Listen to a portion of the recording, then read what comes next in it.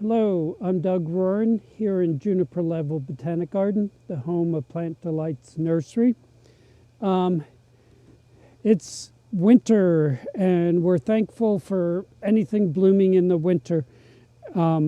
This is a very dwarf selection of the Ozark witch hazel. The Ozark witch hazel is, well, the witch hazels are in the genus Hamamelis.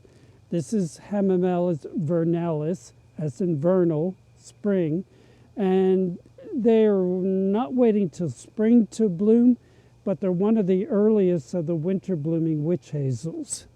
And this dwarf selection is named Quasimodo. From a distance, we thought it was in full bloom, but now that we've walked up to it, we see that it was a huge, dense cluster of flower buds that we were noticing, from 50 feet away. And the petals are just starting to come out. Maybe they were a bit further out before last night's cold, which was 14 degrees.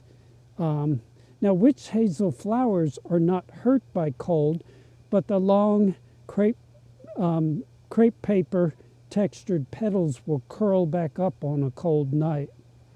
And when these petals are fully open, the color is not so much this lovely orange-red, but more of a buff color. But the Ozark witch hazel is very fragrant. If it was more in bloom and a warmer day, we would smell it long before we saw it. So though a little bit perhaps dull in full bloom, it's a delightful plant to have in the garden because it is so fragrant in the gray days of winter. This plant, if you know our labels in the garden, includes the year it was planted. It was planted in 2015. In 10 years, it is only, well, it hasn't even gotten 6 foot tall. So that is quite small for a 10-year-old witch hazel. A full-size Ozark witch hazel is probably twice as height at least. So for a small garden, it's one of the few compact selections of witch hazels. Now, the witch hazels that are more common in gardens are hybrids between 2 Asian species of witch hazel, and those hybrids are known as Hamamelis ex-situ, and there's a wide range of cultivars available. Not too many of them show up in garden centers, but if you search them out from an online nursery, you can find some really choice cultivars. But most of them start later than our native Ozark witch hazel. We have one other common native one, Hamamelis virginiana, which is fall blooming and almost always a nice clear yellow. But it's now done for the season. It's really fall, very early winter blooming. Witch hazels are generally seen as woodland plants, but like many woodland plants, they only grow under trees because they don't know how to operate a chainsaw and cut down the trees. For they are perfectly happy out in the full sun, but perform respectively in light shade. So you can go either way, sun or shade, just average soil.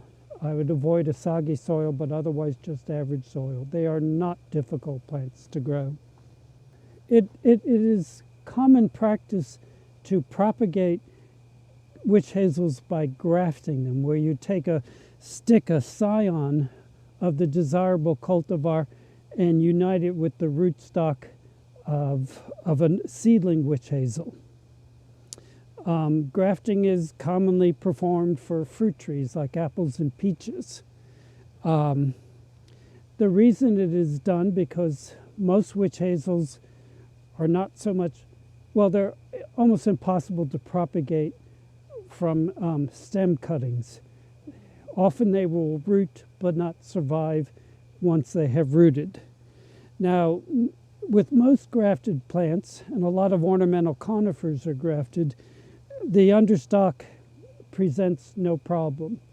But it's pretty much guaranteed that the understock on a witch hazel will put up shoots of its own. And then you end up with two plants. So the sharp-eyed gardener starts to notice that their winter blooming witch hazel has these stems that bloom in the fall, or the foliage on some of the stems is different from others. And so, maybe once a year or every other year, you'll need to go in and cut out any of this shoots from the understock of the plant. And certainly with a dwarf cultivars like this, any of the shoots from the understock would quickly overtop the plant. So it's not a desirable characteristic, but it's one, if you know you has to be dealt with, you can be readily dealt with.